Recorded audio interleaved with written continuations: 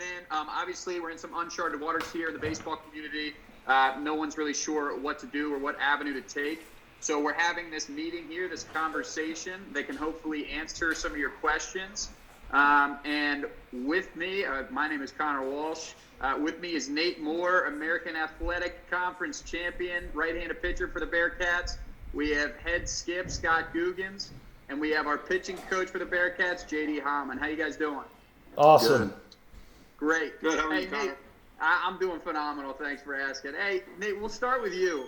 What does it look like to be a Division I athlete in quarantine right now? How are you staying in shape, and how are you staying ready? It was definitely a little bit to adjust to. Kind of got home kind of confused because the day before I was almost on a plane to go play a series. So just getting back to Columbus, I just knew it was going to be difficult once the gym closed. I think it closed like 2 days into when I got home. So I just found everything in my house I had that was workout related. I got like a pull-up bar, a bench, a few other things like a jump rope, some stuff like that, a Bosu ball. I have a pretty nice neighborhood to run into, so it's really not been too hard, but definitely being creative and challenging myself with some new stuff. When you're keeping it simple, doing something every day to stay in shape?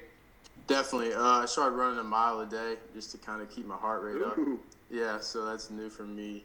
But definitely a ton of pull-ups, ton of push-ups, a ton of abs, just the stuff I can really get in. And then the running has been keeping my legs in shape for the most part. For sure. Now, what about baseball specifically? Baseball specifically, other bands that I use. And I also have a little brother who's 3 years younger than me who helps me throw every day. So it's really nice to have a throwing partner too. Excellent. Now, what advice would you give to a high school athlete or a middle school athlete or anybody that wants to be in your shoes? What advice would you give them right now in order to prepare to be a collegiate athlete? Under the circumstances right now, just protect yourself, be safe, stay with your family, of course. But other than that, say when things get back to normal, really find out why you love the game of baseball, and if it's because you want to be a player or if it's because you love the game itself. Because I think as I got older, that was something I really had to like separate, is loving it as a player and then loving it as so kind of figure that out and just stay true to yourself and commit yourself to it if it's what you really want to do. Absolutely. You've definitely done that. I remember meeting you your freshman year. You've had a huge turnaround since then. Yeah. So would you say that was more because it was a game that you studied, or would you say you kind of just swung it? I think I went into it just way too technical. I think I'm a kind of player that's like 100 mile an hour all the time, and I'm a perfectionist. And I think those two really collided together. But also as I just matured as a young man, really got closer to God and just kind of figured myself out, I figured baseball out as well. And it's just a game at the end of the day. So, I mean, just kind of as I matured and figured stuff out, it went well. Yeah, well, good. Gooch, from a leadership standpoint, what advice would you give the coaches right now that are trying to lead a team through, again, kind of like I mentioned earlier, some uncharted waters? I think first and foremost to check in the mental health of their student athletes. You know, that's the biggest concern of mine right now. Just the way the season ended, it was so abruptly, ending the way it did. I caught myself getting in a little bit of a funk the first week out of the season. So checking in to make sure that they're okay mentally. Then the next thing would be, the academics, to make sure, we are on spring break the week after, our season ended. So guys had a time to go home, kind of collect their thoughts. But now we're back in school, making sure that they're getting their work done online and still communicating with the academic people, whether it's their meetings, their tutors, making sure they're getting their assignments in. And, selfishly, then the next part is this is an opportunity to grow baseball-wise. And, guys like Nate are taking advantage of working out on their own. And you find out which guys are driven, which guys are motivated. You have to be aware of being the social distancing and not getting into, where there's a lot of people, whether it's at cages or in the weight room. But guys find ways to get creative and to get their work in. And I think that's a big thing is, the baseball right now is taking a back seat. We've got to make sure that they're okay mentally and physically, and then getting their academics done. Because we're not sure when this pandemic's going to be over with. There is a light at the end of the tunnel, but we're just not sure of when. So we just got to keep growing at as the person. And Nate kind of touched on it a little bit. You grow as a person, the baseball takes care of itself. Right, and that's kind of leading me into my next question here. So my short stint with the Bearcats, one important thing that I've learned from you is your importance of individuals growing.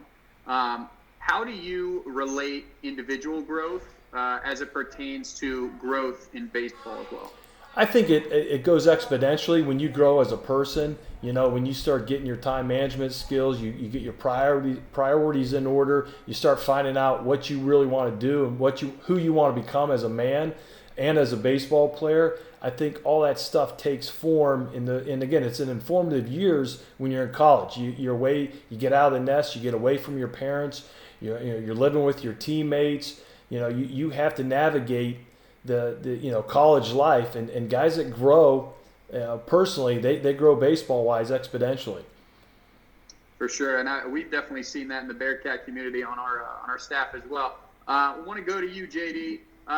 For a high school, middle school aged kid, a potential college prospect, or somebody who wants to play in college, what advice would you give them right now as it pertains to throwing and arm care? Man, I think you really, I think you really have to stay active with it. For our guys, I think the big key is to keep it simple. I kept it simple with our guys. I think you should keep it simple now. Hope everybody has a J-band or some kind of arm care stuff to do. If you're not fortunate enough to have somebody to throw with, that's where the plyo balls come in. You can always take a plyo ball, throw against a wall, garage, all that stuff. And Nate actually goes above and beyond and does different things, but the mobility part is huge. We give our guys a mobility circuit that they can do on their own, and to keep that going, I think it's really important. Guys should be throwing at least right now, at least 5 days a week. Now again, I don't think we should be revved up on a mound because the unknown is still so, we don't know what's coming up. So yet to do that, but I think they should be at least heavy long and staying active. I think another part of it is you've got to keep growing mentally. We have our guys do concentration grids. It was funny, Nate. About a week after he was off break, Nate texted me and said, "Hey, Coach, I got under 630 on my concentration grid." So immediately I hopped on my phone, did a concentration grid. I grabbed my kids; they did one too. So doing that is a big. I think that's huge. I think that's, and not only keeping your throwing and keeping in shape, but keeping your mind in shape. And Connor, you do a great job with the mental part. I think it'd probably be good for people to hear some mental exercises or some mental stuff to do while we're on break. They talk about different exercises they can do. You mentioned simplicity right off the bat, and I know you remember me being on your pitching staff in college and how overcomplicated I made everything. And just getting that simple aspect allowed me to get drafted, allowed me to have a good professional career. So let me ask you, to somebody who hears those words come out of your mouth and isn't really sure how to apply them, how would you I guess indicate to a coach or a player keeping it simple versus overcomplicating the game? Because I know that's a touchy subject with a lot of people. Yeah, I think the big words is you keep it one day at a time. You keep it one pitch at a time. I think those are huge, to keep it one pitch at a time.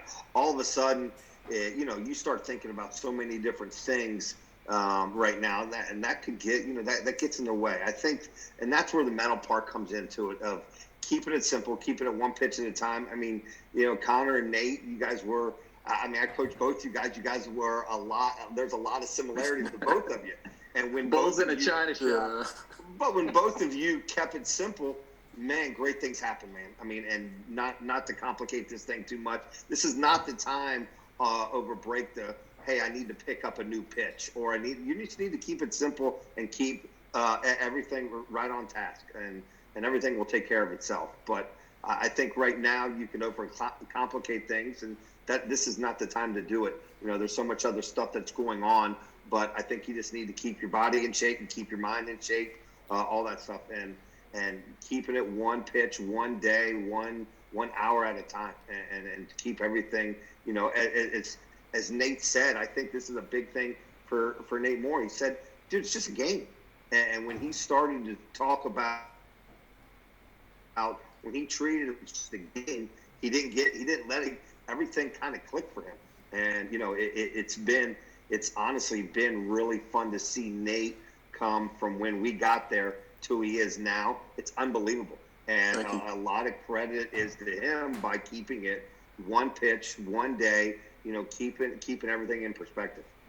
Yeah, I think that was one of the biggest things that I learned from you, JD, is the one pitch at a time. I know that you preached the mental game before I even got to pro ball. And if I didn't have the emphasis on that aspect of the game, I think my career would have been shortened immensely. So just, going off and piggybacking off of what you were saying with the one pitch at a time and the simplifying the mental game, I think that keeping it simple with the mental game is another thing, because you can easily, dive into the books and do all these different things that clouds your mind. But I mean, practicing your mental practice is as easy as, practicing gratitude, saying 3 things you're thankful for when you wake up or before you go to bed. That has there's kind doing that simple practice that can lead you to success and increase your chances of being happy. And it also just clears some things up in your mind and changes your perspective, allows you to have a better perspective. So I don't want this going too long. I just wanted to get as much information to anybody who needs it as possible. I hope everybody enjoyed our little conversation here. And if there's any questions, feel free to reach out to us over Twitter, especially at Go Bearcats Base, I believe is our Twitter handle. We love to help out, and we appreciate your guys' time, and thank you guys for spreading as much information as we possibly can during this time. Thanks, Coach. Thanks, Connor. Yep. Absolutely. All right, guys. Appreciate it. Take care, fellas. Yep. See you.